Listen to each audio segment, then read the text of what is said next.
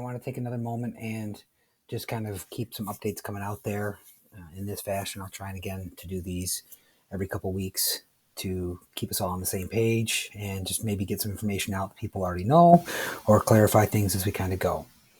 Always, at any time you feel you have questions that you'd like the MWA to help get answered or clarify, feel free to reach out to any of our board members or regional reps as needed. So just a couple things today.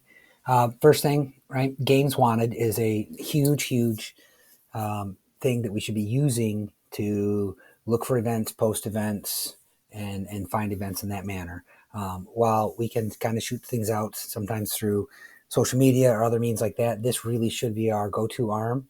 This is especially important for girls events. I would implore all the schools, if you are hosting a girls event and it's open for others to come, to please put that on Games Wanted so other schools have kind of a one-stop place to go and look for these. I've included the link to where Games Wanted are directly with the MHSAA website. But we really need to make sure we're using that as best that we can. That is the best vehicle for us to be up to date on events and those things as we're kind of moving forward. So again, if you have a girls event that you're going to have girls only, that would be really helpful to have that posted on here. I would also say that, please, if you intend to run a girls event, right, it's best we don't say, hey, based on numbers, that we want to try and run it, and this is what we're going to do. Next kind of things we're going to look at is just some stuff with alphas and weigh-ins. Questions are usually kind of out there like, hey, when's the first time a wrestler can actually compete at a given weight based on what their alpha says? And there's always questions on kind of the 1 pound allowance for consecutive weigh-ins. So I just want to touch on a couple of those things. So with the alpha, right, in track wrestling, which hopefully we're getting more familiar with if we're not, there's a couple ways you can find it, but you can go underneath the roster or weight management kind of tab and then the Alpha Master. Either place, select the blue scale icon, and then you'd be able to see an individual wrestler's kind of lowest weight plans. Here's some examples of roughly kind of what it looks like when you're going in to select that blue scale icon.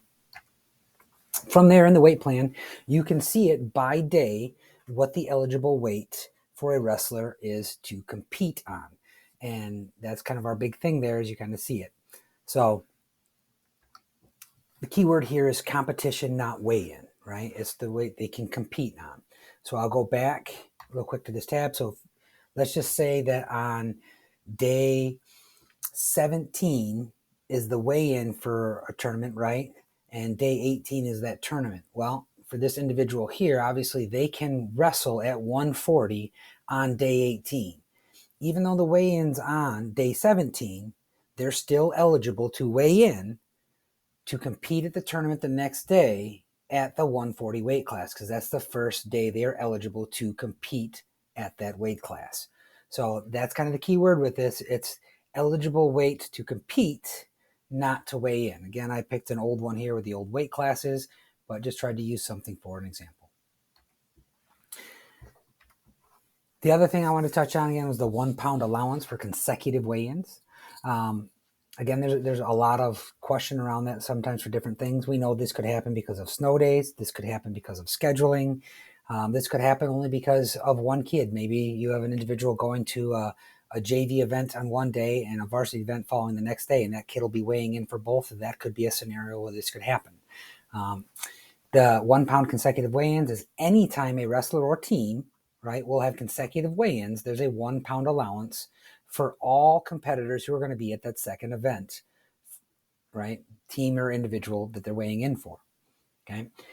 A school that has consecutive weigh-ins, you should be contacting the host school of that second event so they can notify any other competing teams of that event that there is that 1 pound allowance. Now, this is in place even if you have an individual that doesn't, quote unquote, need that 1 pound allowance. So let's just say that on Thursday, a JV heavyweight is going to weigh in for a JV event, and then they're going to turn around and weigh in on Friday to go with their team to an event, right? And this heavyweight maybe weighs 240 pounds. So they're 45 pounds underweight and they don't need that 1 pound. It's not necessarily about need. They now have an individual with consecutive weigh-ins. So all of the teams at that second event are eligible to receive that 1 pound allowance because of this. I know I picked a really weird scenario to talk about this, but it's not a need-based thing or a full team-based thing. And the school in which has the consecutive weigh-in member kind of falls on you to have the onus to reach out to the host school so then they can get the word out to everybody else. We know what with snow days and weird things like that, different things happen and it's sometimes hard to get those communications out, but hey, let's do our best. I hope so far the season's going great for everybody, and we're injury free. Teams are doing well. We're getting ready to compete because that's just around the corner. Remember, there's always some housekeeping things to kind of do between getting the nutrition stuff done and our parent meetings and our rule meetings. But the fun of it and the thick of it's about to get moving for everybody. I wish everybody the best and look forward to seeing people at events soon.